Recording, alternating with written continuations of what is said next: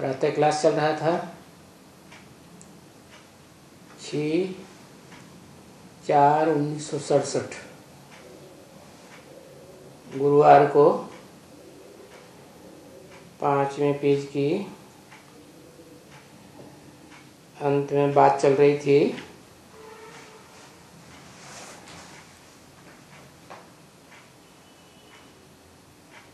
जो भक्त लोग होते हैं एकदम बिल्कुल बुद्धू होते हैं।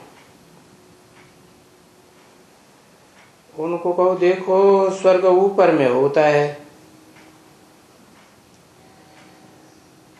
तो सभी ऊपर में चले जाते हैं। यहाँ तो नरक है ना। तो जो भक्ति मार्ग में भक्त और भक्तिनी होंगी वो बोलेंगे हाँ सत्य वचन महाराज, ये सत्य है।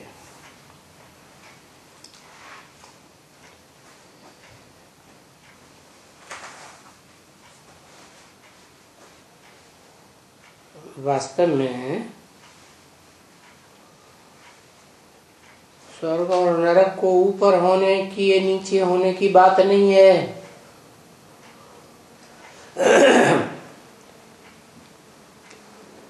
भगवान बाप जब इस सृष्टि पर आते हैं तो सारी दुनिया के मनुष्य मात्र को ऊंची स्टेज में ले जाते हैं, क्योंकि सबसे ऊंचा है शांति धाम। और शांति धाम से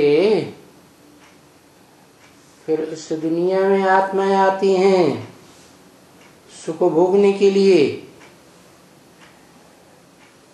तो स्वर्ग में पहले आती है। और स्वर्ग के जन्म जन्मांतर आधा कल्प सुख भोग कर फिर नीचे दुख की सृष्टि में आती है, नीची स्टेज में आ जाती है। ऊंची स्टेज है आत्मिक स्थिति और नीची स्टेज है देवभान की स्थिति।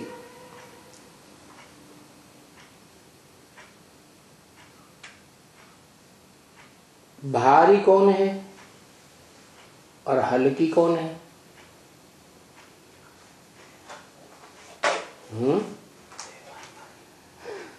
आत्मिक स्थिति आत्मा है हल्की फुल्की और देह है भारी, क्योंकि 5 तत्वों से बनती है, पृथ्वी जल वायु अग्नि आकाश। तो ऊपर कौन उड़ेगी? आत्मिक स्थिति ऊपर उड़ेगी। तो भक्त लोगों ने समझ लिया कि आत्म स्थिति वाली जो देवताओं की दुनिया है वो कोई ऊपर में होती होगी, और देहाभिमानी भक्तों ने समझ लिया हमारी दुनिया नीचे है। अब ऐसी नीचे ऊंचे होने की तो कोई बात नहीं। इसी भारत में पहले लक्ष्मी नारायण का, राम सीता का राज्य था, तो ऊंची स्टेज थी आत्मा की। वही आत्मा जब देवान में उतरती है द्वैतवादी द्वापर युग में, देह अभिमानी धर्म पिताओं के आने से, तो नीची स्टेज में आ जाते हैं, दुखी हो जाते हैं, अशांत हो जाते हैं। कोई भी साधु या वो फलाना उनको ऐसे कहेंगे ना भक्तों को, तो बोलेंगे ये भी सत्य है। अभी तुमको तो बाप बैठ क्लियर बात समझाते हैं, तुम जान गई हो कि बरोबर हम यहाँ ही इस भारत के मालिक थे, तब हम स्वर्गवासी थे।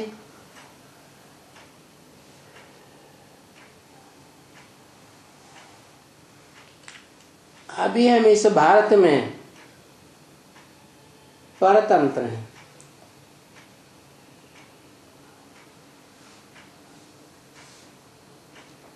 समझते हैं बापूजी ने स्वतंत्रता दिलाई, लेकिन स्वतंत्र कोई है ही नहीं।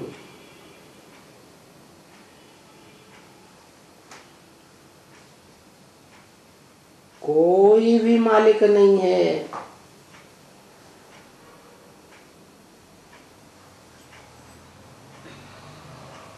अपनी मन बुद्धि रूप आत्मा के तो मालिक बनना दूर रहा, देह के भी मालिक नहीं, देह के संबंधियों के भी मालिक नहीं,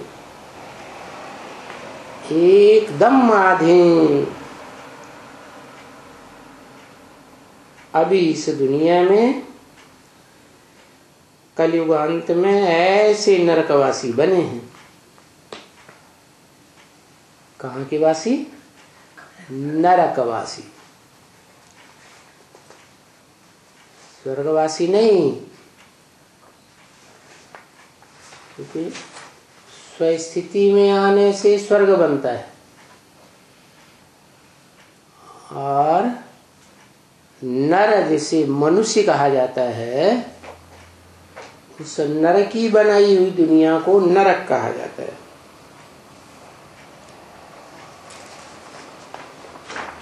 अभी बाबा आए हैं, हमको स्वर्गवासी बनना है, क्योंकि बाबा तो कहा ही जाता है ग्रैंडफादर को। तो दुनिया में जो भी बड़े बड़े धर्म पिताएं हुए हैं, उनको भी सुख शांति का वर्षा देने वाला उन धर्म पिताओं का भी बाप शिव बाबा, वो तो ग्रैंडफादर हो गया। तो उस ग्रैंडफादर से सबको वर्षा मिलता है। वो आकर के हर मनुष्य आत्मा को पहले पहले जन्म में स्वर्ग की अनुभूति कराते, आत्म स्थिति की अनुभूति कराते। 500, 700, 750 करोड़ मनुष्य आत्मा इस दुनिया में क्यों न हो जाए कलयुग के अंत में, फिर भी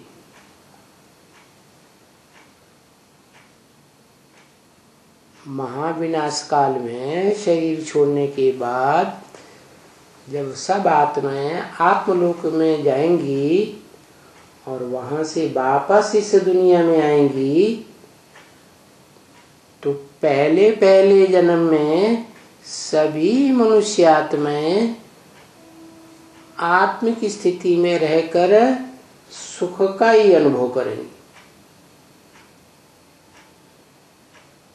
6/4/1967 की वाणी का 6ठा पेज।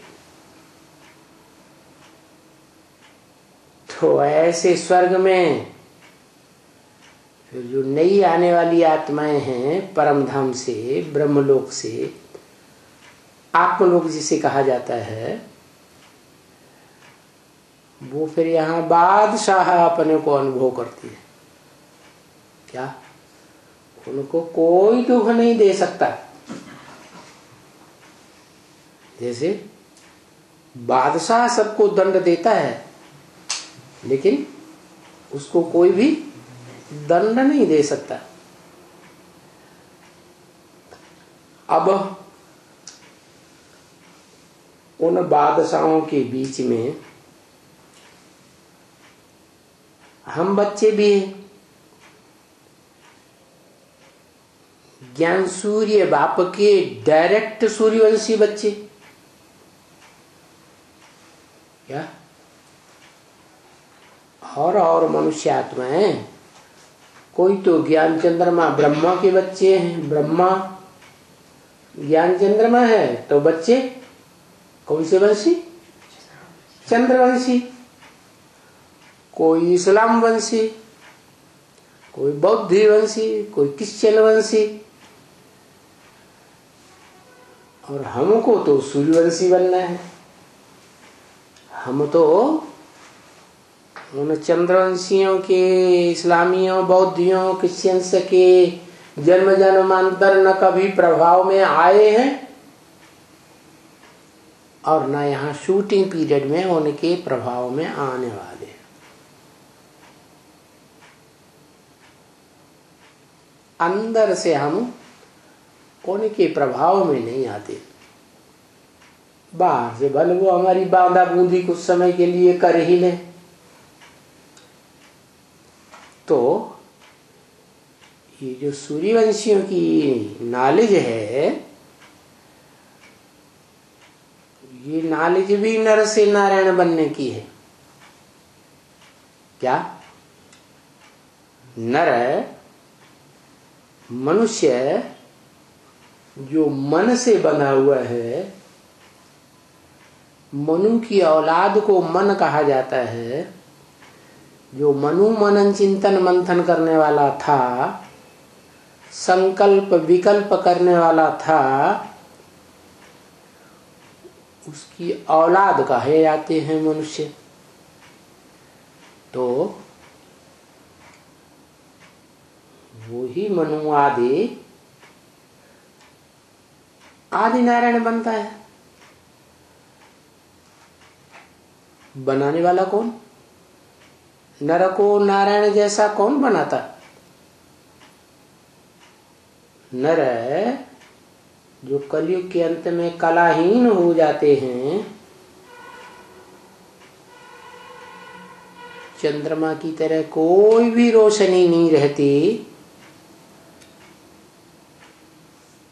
उनको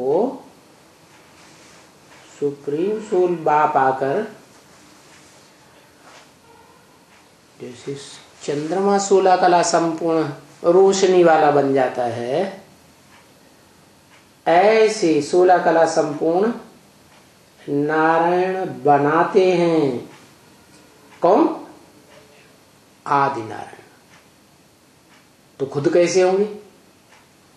16 कला संपूर्ण होंगे या उससे भी ऊपर होंगे? हैं? कलातीत। वो है सूर्य। सूर्य को थोड़े ही कलाओं में बांधा जाता है, तो कलाओं से ऊपर होता है। तो ये नर से नारायण बनने की नॉलेज है। नारायण का अर्थ ही है अयन माने घर, नार माने जल, जिसका घर ज्ञान जल में ही है। क्या?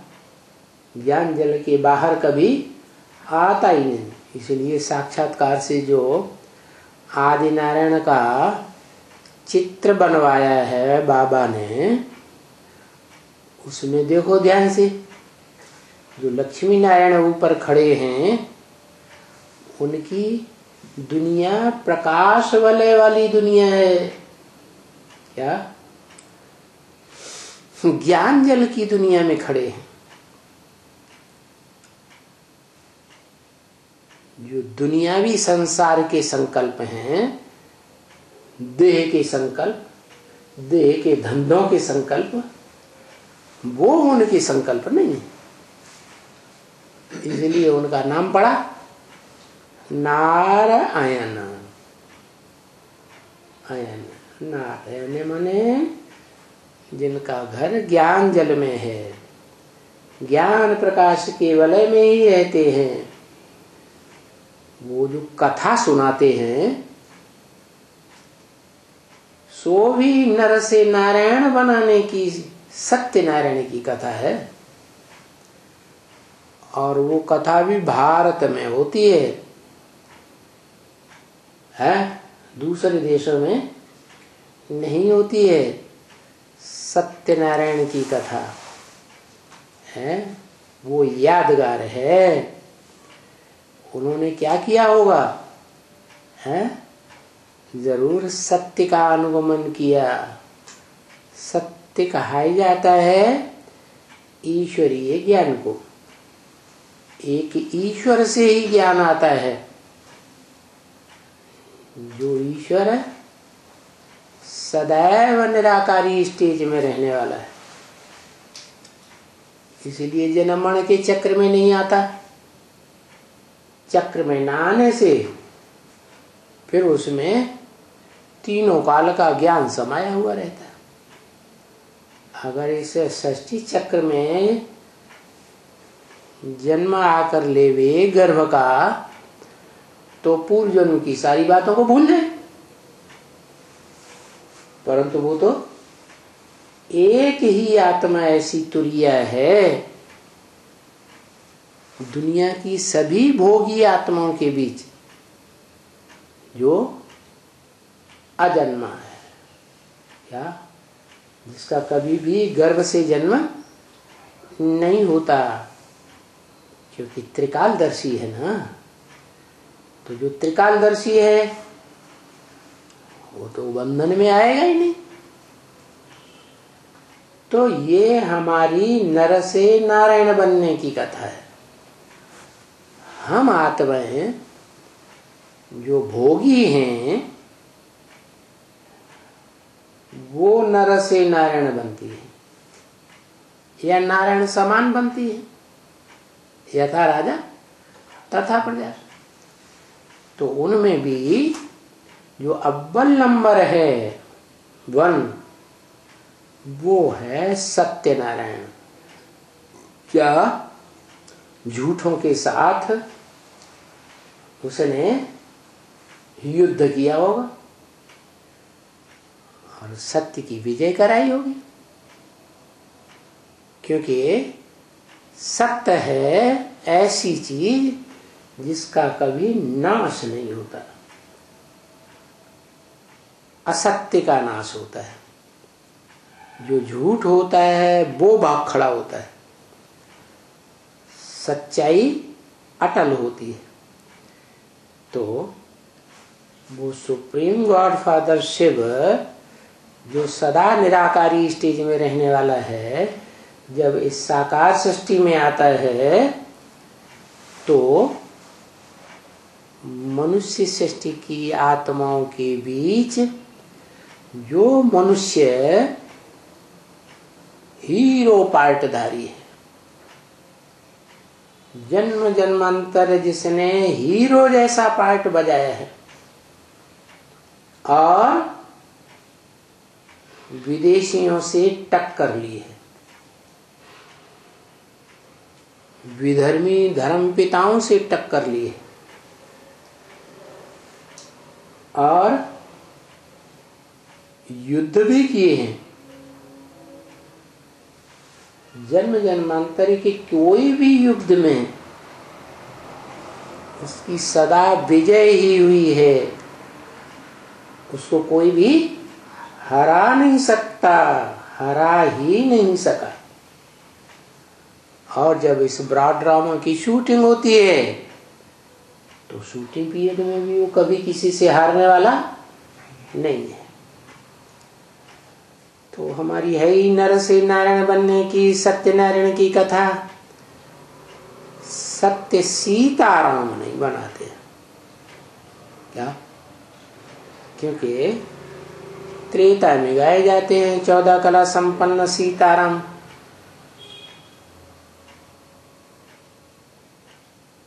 फेल हो गई तब तो कम नंबर आया 14 कला। तो सीताराम को सत्य नहीं कहेंगे, क्योंकि 2 कला कम हो गई। तो 2 कला कम हो गया ना सच्चाई में। तो कथा सुनाते हैं किसकी, नर से नारायण बनने की कथा सुनाते हैं, सीताराम बनने की कथा नहीं है। सत्य नर से नारायण की कथा सुनाते हैं बनने की, और कोई बनाते हैं, कोई है? सत्यनारायण अपने आप बनते हैं या कोई बनाते हैं? है? कोई बनाते हैं सत्यनारायण कि अपने आप बनते हैं? है?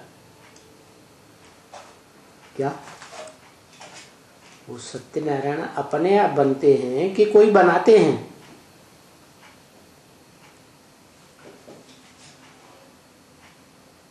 हाँ, पुरुषार्थ अपने से बनते हैं। अपनी आत्मा के अर्थ जो रास्ता जिंदगी जीने का सुप्रीम सोल बाप त्रिकालदर्शी आकर बताते हैं, उस रास्ते पर, उस श्रीमत पर चलते हैं और आत्मा का उत्थान का पुरुषार्थ करते हैं। तो ऐसे नहीं है कि उनको कोई सत्यनारायण बनाता है, कोई अगर बनाए तो सवाल पैदा होगा, एक कोई क्यों बना दिया, सबको बनाता नहीं। ये तो पढ़ाई है ईश्वर की, जो जितना पढ़ाई पढ़ेगा उतना उच्च पद पाएगा। तो सत्यनारायण के लिए ऐसे कहते हैं क्या कि उन्होंने अपने पुरुषार्थ करके सत्यनारायण की स्टेज पाई। सीताराम की कोई कथा ऐसे नहीं कहेंगे क्या कि उन्होंने पुरुषार्थ करके ऐसा सीताराम कम कलाओं वाला बना है? पुरुषार्थ किया या फेल हो गया? फेल हो गए ना। तो नर से नारायण बनने की कथा का गायन है।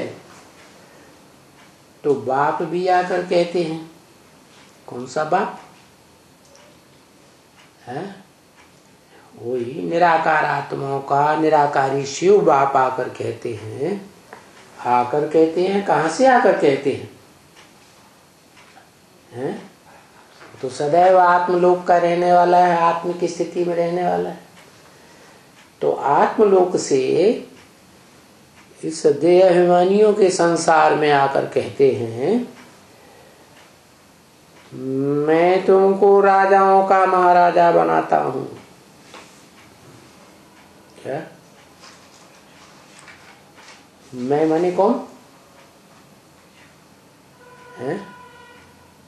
मैं माने कौन? मैं कहने वाला देह में होगा तो मैं कहेगा, या देह में आए बगैर मैं कहेगा? तो देह में आकर कहते हैं, मैं तुमको, माने सन्मुख बैठने वाले बच्चों को, विमुख रहने वाले बच्चों को नहीं। क्या? जो हो सुप्रीम सोल बाप की हर बात को मानते हैं, विपरीत बुद्धि नहीं बनते, ऐसे तुम बच्चों को कहता हूं कि मैं तुमको राजाओं का महाराजा बनाता हूं।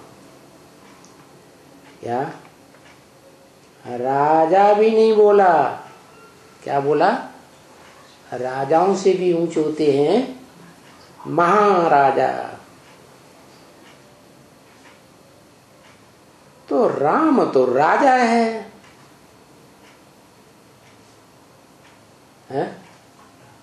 राम महाराजा है या राजा?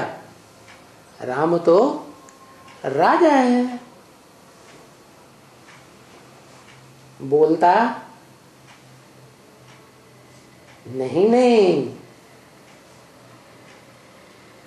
इनसे भी मैं ऊंचा बनाता हूं। राम सीता से भी मैं ऊंचा बनाता हूं, सूर्यवंशी बनाता हूं। राम सीता तो चंद्रवंशी हुए। क्यों? चंद्रवंशी कैसे? है? राम चंद्रमा की औलाद। वास्तव में सत्युग में 8 नारायण की गद्दियां चलेंगी। 8 नारायणों की गद्दियों में जो सबसे लास्ट गद्दी है, उसमें जो सत्युग के 16 कला संपूर्ण कृष्ण चंद्र की आत्मा है, वो नीचे उतरते उतरते साहूकार बन जाता है। क्या? आखिरी नारायण के राज्य में।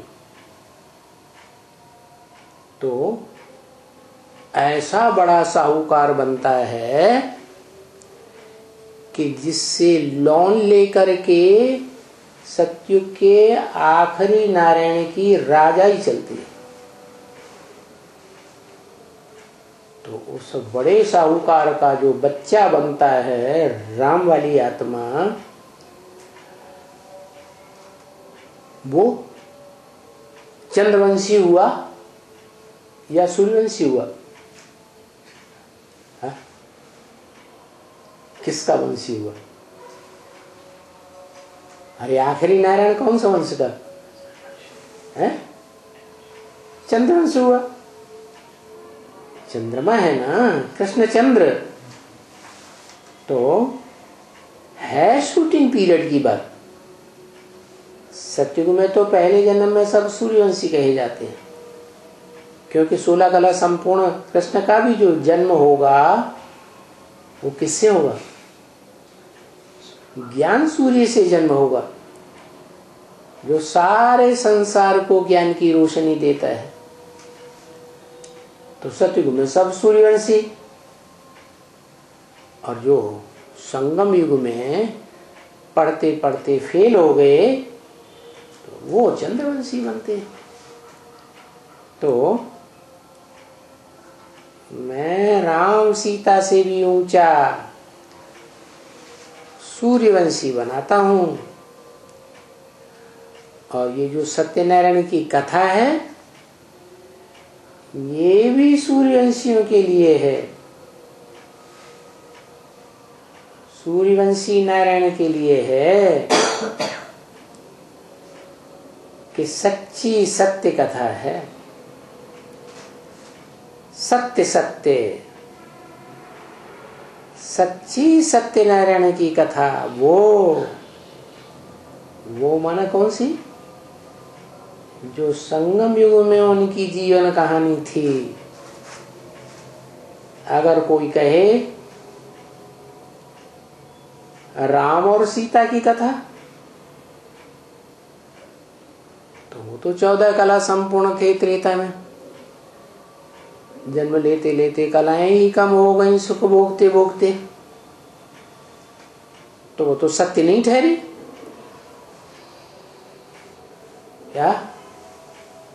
क्या ठहरी? असत्य बात हो गई। इसलिए नाम ही है सत्यनारायण की कथा। अभी अर्थ देखो,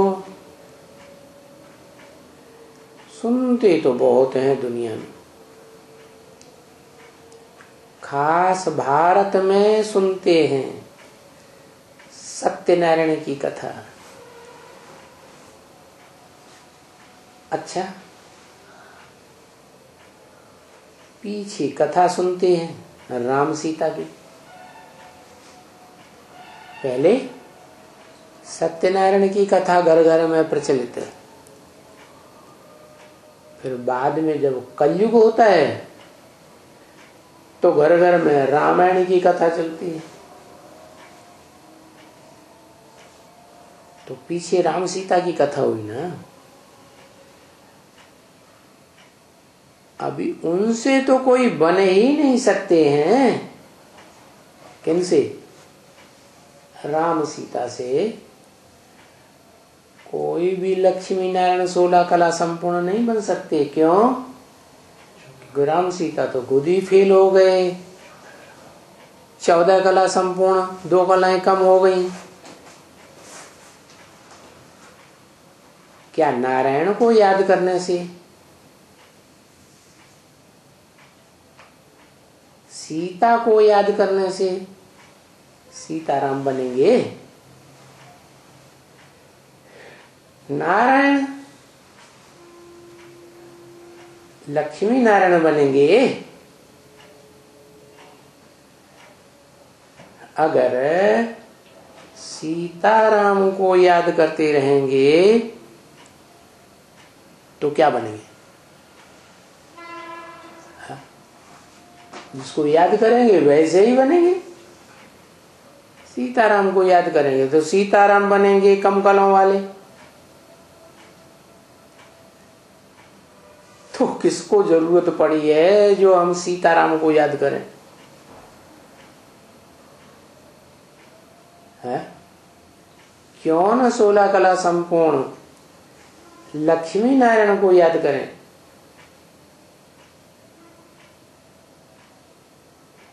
और उनसे भी ऊंचे जो लक्ष्मी नारायण को लक्ष्मी नारायण बनाने वाले हैं, कलातीत, उनको ही याद करें ना। आदि नारायण तो हम राम सीता को याद ही क्यों करें? उनका कोई ऊंच पद थोड़े ही है। उनका तो 2 कला नीचा पद हो गया। ऊंचे ते ऊंचा पद ये है नारायण का। है? कोई पूछे इस दुनिया में ऊंचे ते ऊंचा पद किसका है तो किसका बताएंगे? त्रेता के राम सीता का या सतयुग के लक्ष्मी नारायण का? है? सतयुग के लक्ष्मी नारायण का ऊंचे ते ऊंचा पद बताएंगे। उनको भी जन्म देने वाले जो आदि नारायण हैं, सृष्टि की आदि में, वो है ऊंचे ते ऊंचा पद, असली नारायण। क्योंकि वो सदैव ज्ञान जल में वास करते हैं। क्या? जब से उनका प्रत्यक्षता रूपी जन्म होता है तब से लेकर जीवन भर उनकी आत्मा ज्ञान जल के बीच ही रमण करती है। इसलिए असली नारायण तो वो हुए। बाकी सतयुग में तो देवताएं ज्ञानी होते हैं, नहीं, वहां तो बुद्धू होते हैं। और त्रेता में तो और भी 2 कला कम हो जाती है।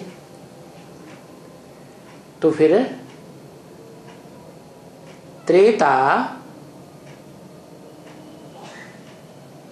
नामी गामी स्वर्ग हुआ या सतयुग नामी ग्रामी स्वर्ग हुआ? कौन सा हुआ? है? सतयुग नामी ग्रामी हुआ। क्योंकि नामी ग्रामी कहेंगे तो शास्त्रों में तो शास्त्रकारों ने, मनुष्यों ने लिखा है उनकी बुद्धि सतयुग तक पहुंचती है। कोई की भी बुद्धि 84 जन्मों को क्रॉस नहीं कर पाती। क्यों? क्योंकि कोई ने भी 84 जन्मों को क्रॉस किया ही नहीं है। इस मनुष्य सृष्टि में मनुष्य सृष्टि रूपी वृक्ष का एक ही बीज है जो 84 जन्मों को क्रॉस करता है।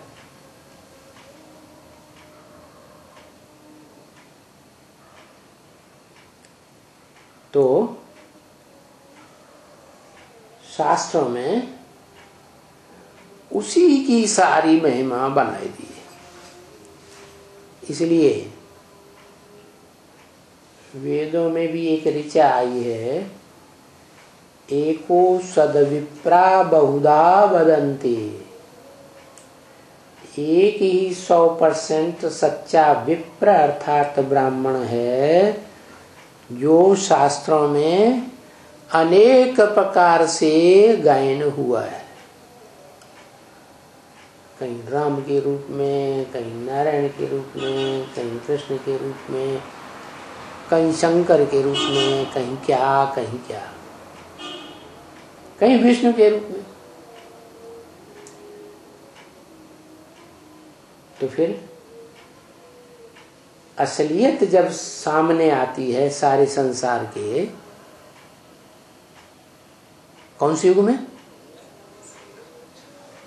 संगम में, शूटिंग पीरियड में, तो सारे संसार के बीच वो एक ही आत्मा नामी ग्रामी, जिसका नाम सारे संसार में हर मनुष्य मात्र की जबान पर ठहर जाता है। तो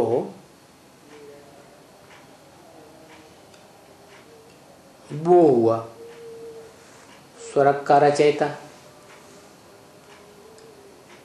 हाँ, जो सदा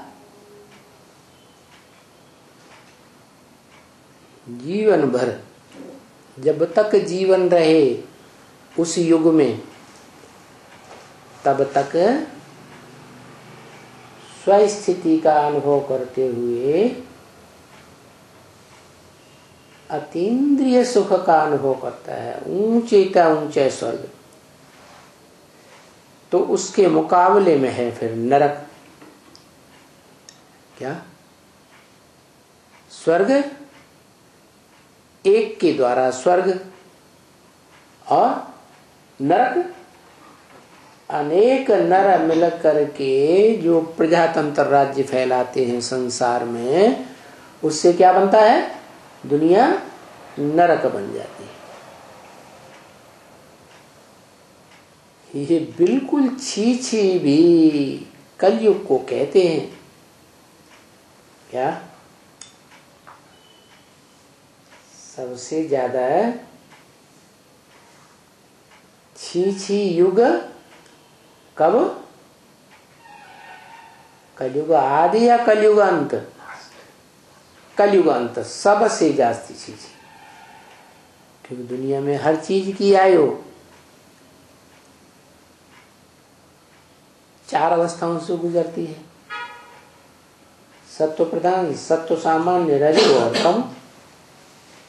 तो कलयुग भी पहले सात्विक होता है, बाद में तमो प्रधान बनता है। तो स्वर्ग को भी तो स्वर्ग कहा जाता है, बिल्कुल ऊंचा, माने एकदम ऊंची स्टेज, स्व की, आत्मा की एकदम ऊंची स्टेज। तो वो हुआ असली स्वर्ग। तो जरूर स्वर्ग में तो जाना है। क्या? हर मनुष्य आत्मा को स्वर्ग में तो जाना है, लेकिन तो क्यों लगा दिया? हर एक की आत्म की स्थिति पुरुषार्थ अनुसार अपने अपने प्रकार की बनती है। एक जैसी सदाकाल आत्म की स्थिति कोई की नहीं बनेगी। जिसकी बनती है वो ही ऊंचे ते ऊंचे स्वर्ग का अनुभव करता है ना इसी बात। वो होकर गए हैं ना। कौन? सारे विश्व के महाराजा। उनका टाइटल राजाओं का नहीं है, उनका टाइटल महाराजा का है। तो स्वर्ग में तो उस स्वर्ग के लिए तो पुरुषार्थ करना है। पीछे वाले देखो, वो तो उतनी ऊंची स्टेज के स्वर्गवासी नहीं बनते।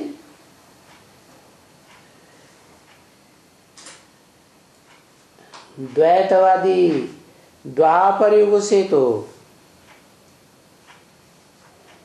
जो आत्माएं आत्मलोक से सृष्टि पर आती हैं वो स्वर्ग के देवी देवताओं जैसा सुख तो भोगती ही नहीं जन्म जन्मांतर। क्या अंतर है उनमें? सुख तो भोगती है, पहले जन्म में स्वर्ग का जीवन मुक्ति का अनुभव करती है, लेकिन फिर देवताओं से क्या अंतर है? सत्युग त्रेता के देवताओं में और द्वैतवादी नरक की उन आत्माओं में जो पहले पहले आत्मलोक से नीचे आके पार्ट बजाती हैं, उनमें क्या अंतर है? वो जन्म जन्मांतर सुख भोगती हैं और ये सिर्फ पहले जन्म में सुख भोगती। तो पीछे वाले 100% संपूर्ण स्वर्गवासी नहीं बनते हैं। वो जाकर के क्या त्रेतावासी बनते हैं। क्या त्रेता में कम कलाओं वाले बनेंगे और द्वैतवादी द्वापर युग से कन्वर्ट होकर के दूसरे धर्मों में चले जाएंगे।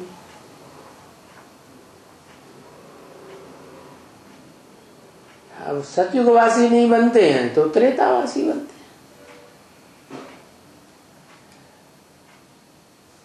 क्या ऊंची पढ़ाई नहीं पढ़ेंगे तो क्या कहेंगे? नीची स्टेज की पढ़ाई पढ़ के रह गए बस।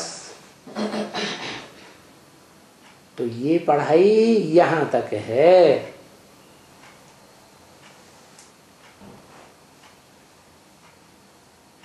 कहां तक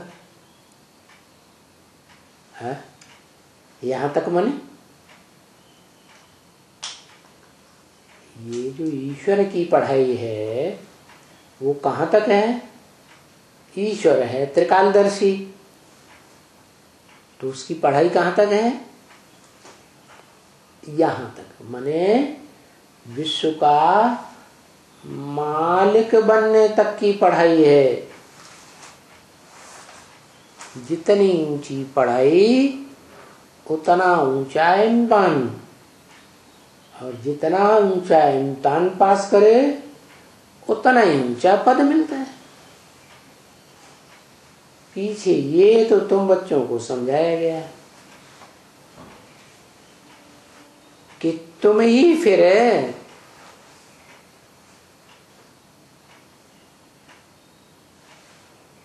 गिरते हो पतित बल से। क्या? क्योंकि नियम है जो नीचे नहीं गिरेगा वो ऊपर भी नहीं उठेगा। जितना जास्ती नीचे गिरने की ताकत होगी उतना ही ऊंचा उठेगा।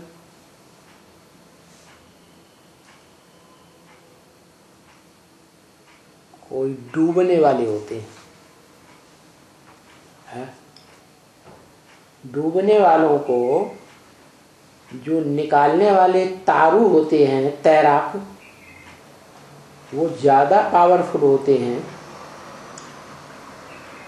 तब तो उन डूबने वालों को, जो डूब के नीचे गिरे हुए हैं, उनको नीचे से ऊपर लाते हैं।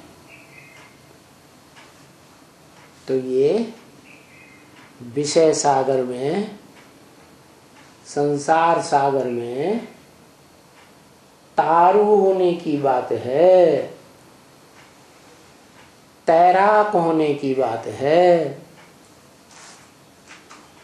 जो अच्छे अच्छे फर्स्ट क्लास या नंबर 1 तारू होगा तो क्या करेगा? सारी दुनिया जो विषय विकारों में डूबी हुई है उनको ऊंची स्टेज में, स्वस्थिति में उठा के लाता है। तो गड्ढे में सबसे जास्ती गहरा जाएगा तब ही तो लाएगा, है? तो ये नियम हो गया। जो जितना ज्यादा नीचे गिरता है वो उतना ज्यादा ऊंचा उठता है। जो बहुत नीचे नहीं गिरता वो उतना ज्यादा ऊंचा भी नहीं उठता। जो कम पावन बनते हैं वो गिरते भी नीचे कम है। तो फिर तुम है वो ही देवी देवताएं।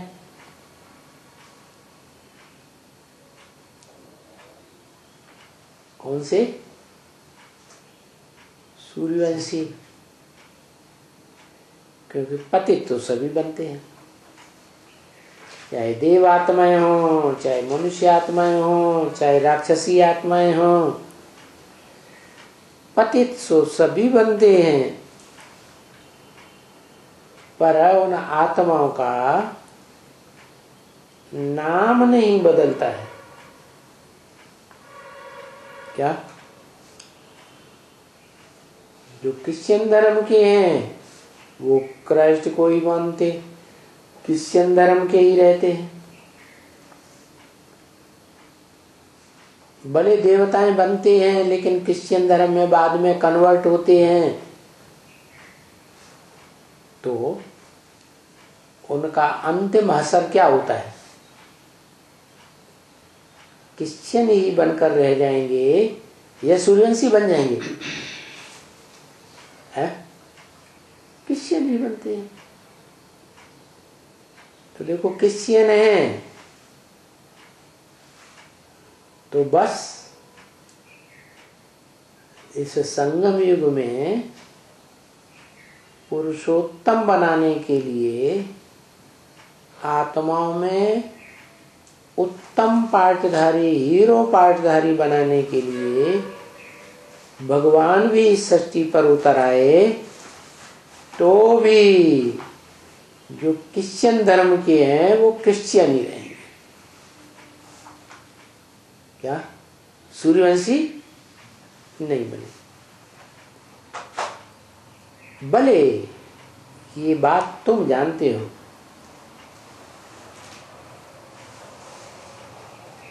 जो जानते हो वो भी सतो प्रधान से तमो प्रधान बनते हैं, और जो नहीं जानते हैं वो भी इन 4 अवस्थाओं से गुजरते हैं, सतो प्रधान, सतो सामान्य, रजो और तमो। परंतु कलयुग के अंत में, पिछाड़ी में तो सब तमो प्रधान हो जाते हैं।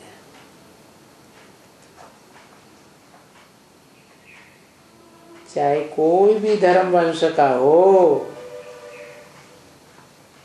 सूर्यवंशी हो, चंद्रवंशी हो, इस्लाम वंशी, बौद्धी वंशी, क्रिश्चियन वंशी या बाद वाले कोई भी,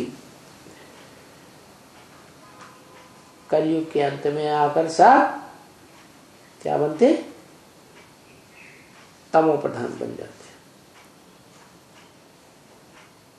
तो भी वो क्रिश्चियन संप्रदाय हर एक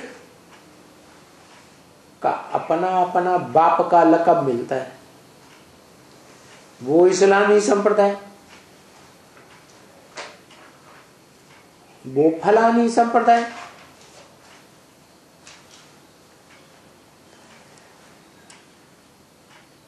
ये क्या हुआ? जो आदि सनातन देवी देवता संप्रदाय क्या, जो सृष्टि के आदि में सनातन माने सबसे पुराने देवी देवता संप्रदाय थे, नर से डायरेक्ट नारायण, नारी से डायरेक्ट उसी जन्म में लक्ष्मी बने थे, वो तो 500-700 करोड़ की दुनिया में जो और धर्म वाले हैं वो कोई भी नहीं एकदम बनते हैं। क्या है? आदि सनातन देवी देवता धर्म के संप्रदाय। हाँ, वो जो नीचे गिरते हैं, देवी देवताएं कम कला वाले बनते हैं, वो अपन को क्या कह देते हैं? हिंदू संप्रदाय कह देते हैं।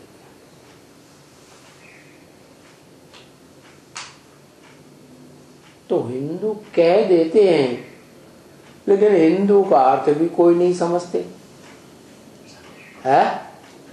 हर शब्द का अर्थ होता है ना, भाव भी होता है। हिम माने हिंसा, दू माने दुईते, दूर करने वाले। तो कह देते हैं अपन को हिंदू, तो हिंसा को दूर करने वाले हैं, दुख को दूर करने वाले हैं, या वास्तव में दुख और बढ़ता जाता है? अर्थ नहीं समझते। अभी तो ये हिंदू शब्द के अर्थ को समझने की कॉमन बात है ना, जैसा शब्द वैसा उसका अर्थ।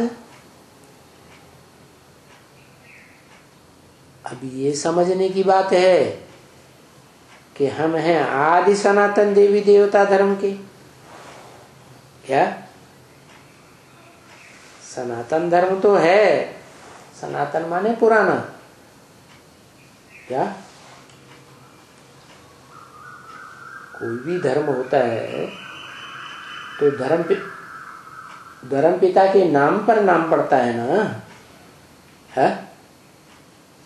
क्राइस्ट से क्रिश्चियन धर्म, मोहम्मद से मुस्लिम धर्म, नाम है ना, बुद्ध से बौद्ध धर्म।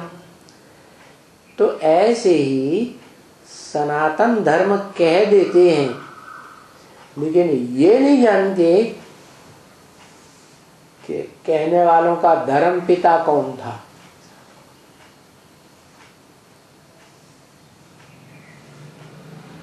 अभी बाप बतलाते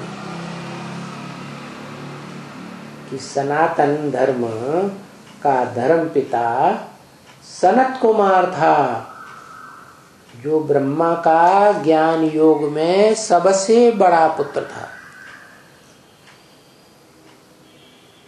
क्या है? ब्रह्मा ने जो सृष्टि रची, उस सृष्टि में जो मानसी सृष्टि रची, क्या ये इंद्रियां है ना, 10 इंद्रियां हैं, 9 इंद्रियां हैं, इनको कंट्रोल करने वाली इंद्रिय सर्वोपरि है मन। तो ब्रह्मा ने सबसे पहले ऊंची से ऊंची सृष्टि में मन से उत्पन्न होने वाले बड़े बच्चे को, जिसका नाम सनत कुमार उसको जन्म दिया। क्योंकि दुनिया में देखा जाए तो 4 बड़े बड़े धर्म हैं, देवता, इस्लामी, बौद्धि और क्रिश्चियन। तो इन चारों बड़े बड़े धर्मों का बीज ब्रह्मा ने पहले पहले उत्पन्न किए। उनके नाम है सनत, सनातन, सनंदन, सनत कुमार। और सनत कुमार सबसे छोटे थे, तो बड़े कैसे बन गए? ज्ञान योग में तीखे हो गए तो बड़े समझे। ज्ञान में तीखे बने तो उनको ज्ञानेश्वर का टाइटल मिला, ज्ञानियों का ईश्वर। जितने भी दुनिया में ज्ञान लेने वाले ईश्वर के बच्चे बनते हैं, उन ज्ञान लेने वाले बच्चों को ईश्वर, शासन करता, ज्ञानेश्वर बना। ऐसे ही ईश्वर का ज्ञान लेकर जिन्होंने वशीकरण की विद्या प्राप्त कर ली। कौन सी विद्या? वश में लेने वाली विद्या। कोई को भी वश में कर लो, सारी दुनिया को वश में कर लो। तो ऐसी विद्या को गीता ज्ञान में भगवान ने नाम दिया राजयोग। कैसा योग? योग शक्ति, राजाई की शक्ति, कंट्रोलिंग पावर, वशीभूत करने की शक्ति। तो जिसमें ऐसी पावर आ गई, योग की कहो, वशीकरण की पावर कहो, तो उसका नाम टाइटल में पड़ा योगीश्वर सनत कुमार।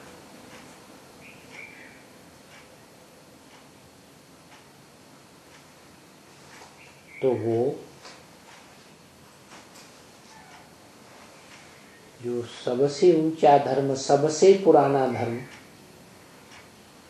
आदि सनातन देवी देवता धर्म है, और उसको जन्म देने वाला जो धर्म पिता है, उसका नाम क्यों नहीं गाया जाए? है? तो भक्ति मार्ग में उसका नाम कोई नहीं जानता। वो ऐसा गुप्त पाठधारी है। ऐसे भी नहीं कि द्वैतवादी भक्ति मार्ग में, रावण राज्य में, 10 सिरों वाले राज्य में, प्रजातंत्र राज्य में, जो कलयुग के अंत में प्रत्यक्ष होता है,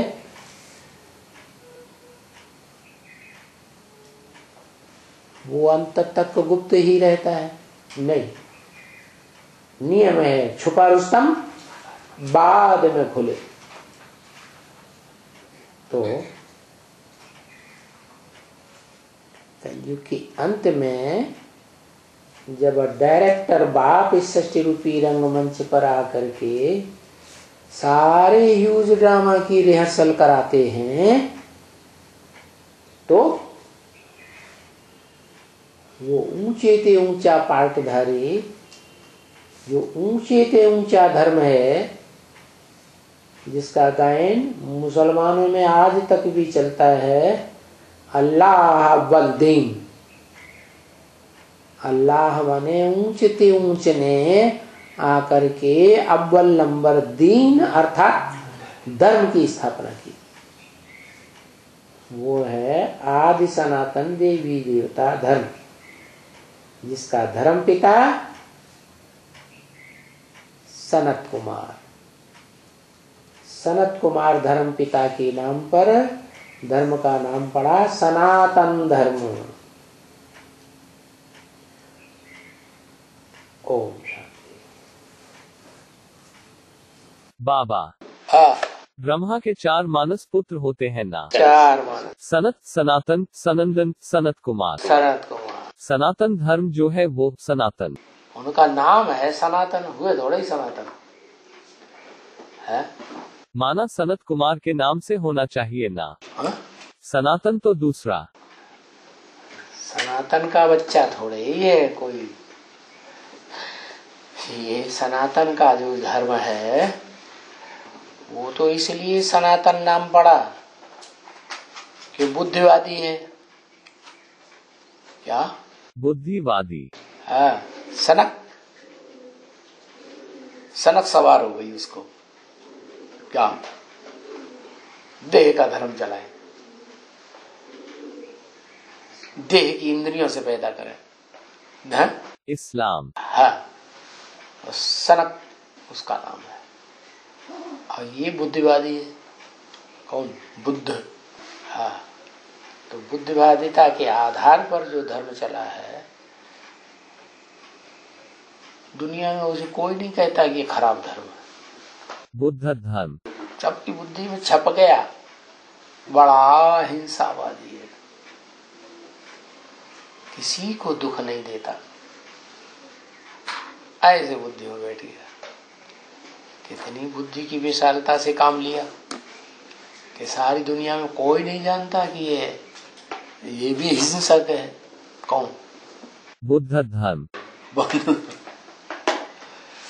तो इसका नाम सनातन पड़ा,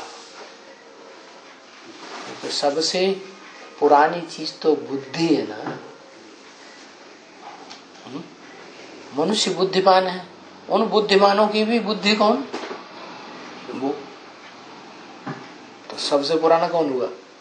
बुद्धिमानों में जो सबसे ऊंची श्रेष्ठ बुद्धि है उसको कहेंगे सबसे पुराना। तो उन्होंने अपना ही नाम उनका हो गया। क्या? सनातन। सनातन। सनत, सनातन, सनंदन। क्या है? सबसे छोटे महाराज सनंदन। नंदन माने आनंद देने वाला, सनंदन माने सहित, आनंद देने वाले के सहित। कौन है आनंद देने वाला? है? दुनिया में सबसे ज्यादा आनंद देने वाला कौन है? शिव बाबा। शिव बाबा स्वर्ग के आनंद देता है। हाँ, जो सबसे जास्ती आनंद देने वाला है उसका नाम पड़ा है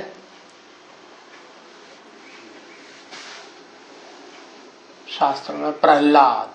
प्र माने प्रकृष्ट रूप, आह्लाद माने आनंद। क्या? प्रहलाद। प्रहलाद भगवान का पहला बच्चा, उसको महादेव कह दिया। उसके साथ उसका नाम जुड़ा हुआ है। क्या? क्यों? दुनिया सुखी कब होगी? है?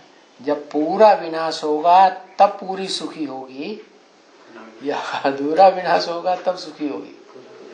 हाँ, तो पूरा विनाश करने वाला वो नंदन है। नंदन माने सुख देने वाला। जैसे कामधेनु गैया की बच्ची का नाम है नंदनी, आनंद देने वाली। तो वो उसके साथ सबसे बड़ा काम करता है। कौन? सबसे छोटा क्रिश्चियन धर्म का बीज। उसको साथ लिए बगैर वो काम नहीं होता। उसमें शिफ्ट है विनाश करने की। बीज रूप आत्माओं की दुनिया में भी बोई मुखिया है विनाश करने के लिए। आधारभूत आत्माओं की दुनिया में भी वो भी विनाश करने वाला मुखिया है, और सारी दुनिया का विनाश करने के लिए भी है। हो जब तक नंदन का सहयोगी न बने तब तक सारी दुनिया का भी विनाश नहीं हो सकता। तो कितने नाम हुए? सनक, सनातन, सनंदन और सनत कुमार।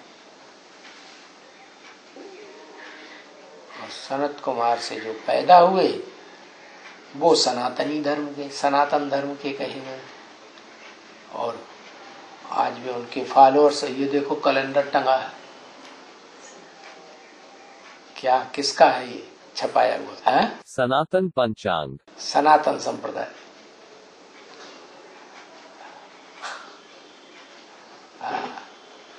वो जानते ही नहीं हमारा धर्म पिता कौन है, वो जानते ही नहीं हमसे सबसे, हमारी सबसे पुरानी पुरानी धर्म पुस्तक कौन सी है।